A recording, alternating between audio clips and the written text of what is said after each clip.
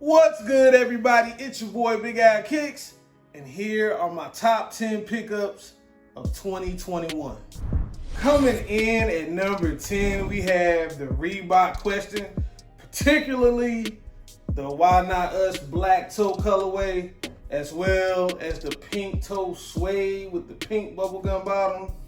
I chose these two, especially the 2001 All-Star Game one, because it has been years since this exact colorway came out. They put a beautiful leather construction on the toe.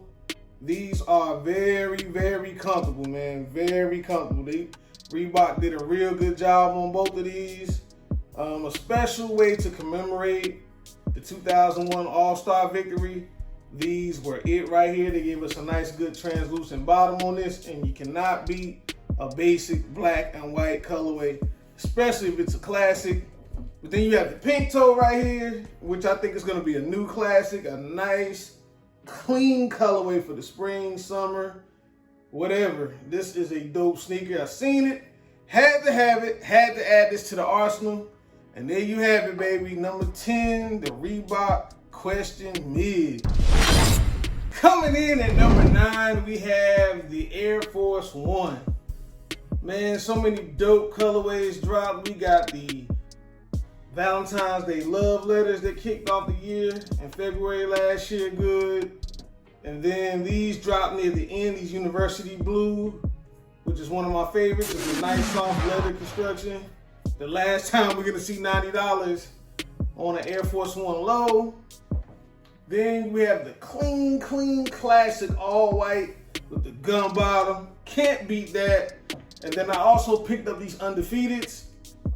To me, it was a good, decent year for the Air Force One. I hope 2022 has a lot more in store. Most definitely a great year, man. It was some nice picks in 2021, but I'm definitely glad to have picked up these Air Force Ones. Coming in at number 8, we have the 2021 release of the Jordan 6 Carmine. This is one of my favorite OG models of all time. One of the main reasons it didn't crack my top 5 is because how this release was released. It was so botched. You know, the red dye was running down on a lot of the midsoles. So some people had pink midsoles because of the dye, and resale was going crazy. And then ultimately ended up at the outlets. And you know, with sneakers going to the outlet, it carried a bad stigma. It made it an easier cop after a while, but I hate how this shoe got treated, especially in the resale world, and then the release itself was pretty much botched. I hate that about it, but nevertheless, you cannot go wrong with a classic OG model Jordan. Definitely one of my favorites from last year. Definitely a good pickup. This is definitely one of my favorite pickups from last year, and I'm glad I got it in the collection with the Nike Air on the back. Coming in at number 7, we have the Jurassic Park Reebok collection. I don't have all the sneakers, like the Instant Pump Fury, that was the same color stripes that the Jeep that was in the original Jurassic Park 28 years ago. But I have a couple of the pairs that I really liked a lot, especially the Omni Zone 2, the Dilophosaurus, the green. There's so much details they put not only into the sneaker with the insole as well as the skin of the dinosaurs behind the tongue, but also the packaging. Like on this Reebok Classic, you have Dr. Ian Malcolm and his famous saying, "That is one big pile of shit." On the back, that is one big pile of shit. You gotta understand and be a fan of the Jurassic Park, especially of the original one, to understand all the references, the movie references, but the details on the shoe doesn't do it any justice. For the Dr. Ian Malcolm Reebok Classic, the box looks like a movie trailer, which I thought was crazy. It has a Reebok Classic shoe, A collection, 65 million years in the making, with the classic Jurassic Park logo on it. Universal in the back. Yeah, this was crazy. This was a crazy release. But out of all of the releases, this one right here, the Omnizone 2, had the craziest box, man. This box right here is crazy. If you remember the part where one of the scientists had the Barbasol can, he lifted it up, and it had the dinosaur DNA in it. Man, that was crazy. And then if you look at the top of the can box, you see expired June 11th, 1993. That is the year and date the movie released. It cannot get any better than this. When I picked this up, I was like, whoa, this is a big ass box. The effort that Reebok put into their collabs, especially with the Nerf stuff and the Jurassic Park and everything else they did in 2021, you gotta give Reebok a huge pat on the back. Now with Shaq buying it back, I look forward to seeing what Reebok is gonna drop this year. Hopefully, we can get that Shaq attack back and we can get a couple of more other classic Reebok models back in rotation, man. I would love to see that. Coming in at number 6, we have the 2021 release of the Cool Gray Jordan 11. Now, a lot of people probably are holding their breath like, man, Al, that's supposed to be like top 5. That's supposed to be number 1. Yeah, to you it could, but for me it doesn't make number 1 or it doesn't make my top 5 because of how this release was done. First, you give us a pull top box from 1995, but throw the Cool Gray on it. That's ding number 1. And then you put the cardboard insert in there instead of the gray insert that we got in 2010. That was another ding. And then the price doesn't match all the shit that they cut on the sneaker. But far as quality and how this sneaker is made, this is a beautiful shoe. I like it. It's probably one of my top Jordan sneakers of the year because of the materials that were used on it. I like the higher patent leather cut versus what a lot of people think. I really like it, even though the 2001 wasn't as high, but the 2001 was definitely higher than the 2010. That nice suede upper, high grade patent leather cut, smooth blue icy bottom. Had to have them though, but definitely not in my top 5, but it was pretty close. But that's it, man. A dope Jordan 11. Gotta have the holiday 11s every year. Coming in at number 5, we have the Jordan 4 Lightning. Man, these are dope sneakers. I like how they feel, that nice suede feeling. There could be some good nubuck, but even the packaging was nice with the yellow top on the box. Something new, something different. I love that about the sneaker. Of course, a lot of the OG heads are like, it doesn't look nothing like the original sneaker and all this other stuff. It's a retro of a retro, so of course, things changed over the past 14 years. They're not gonna look exactly the same. Shit is just different now, but for them to reattempt this retro in 2021, I think was a good thing, and these definitely cracked my top 5 list.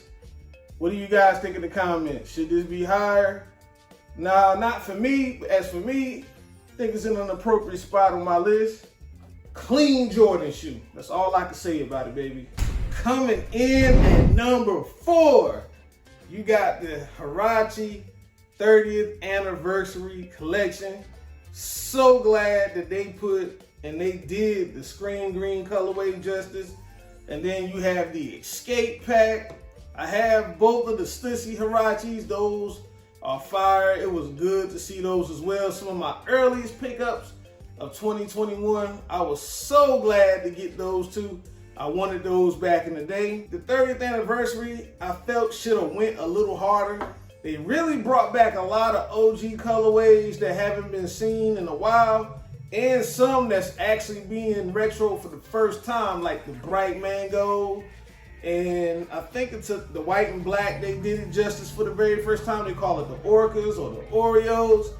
They brought those back.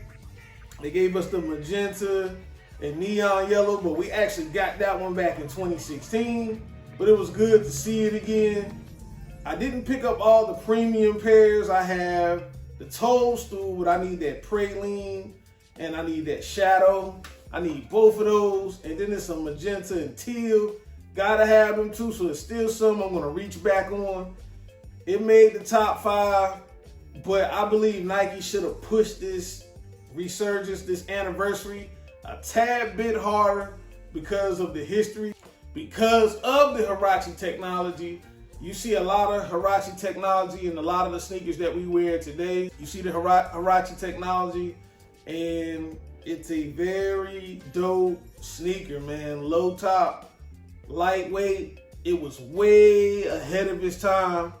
Definitely one of my top sneakers of all time. Coming in at number 3, the Air Jordan 11 Retro IE, International Edition, International Exclusive, whatever you want to call it. I copped this sneaker, copped this OG colorway on my trip to Los Angeles earlier this year.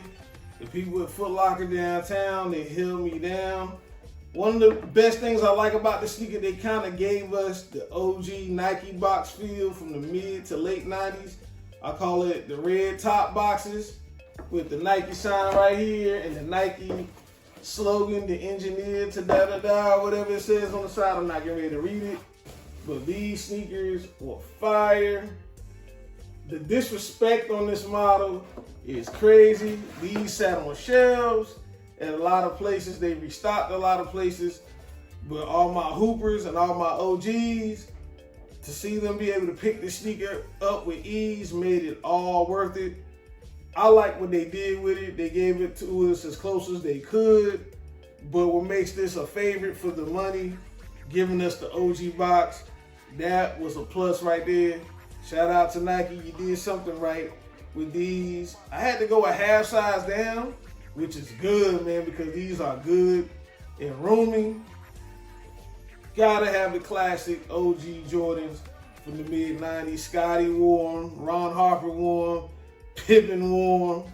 These were so dope.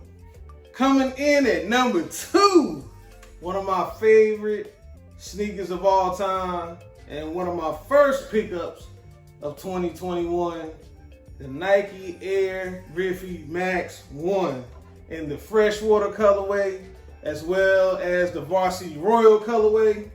I used to see these shoes in the East Bay magazine coming up as a kid. I always wanted them, never got a chance to get them. Got older, I had the 2009 version of the Freshwaters and the 2014 version of the Freshwaters, but I cannot find, well, the 09 pair fell apart. Can't find the 14, but when I found these, I was so happy. But the Varsity Royal colorway, for some reason, always escaped me over the years.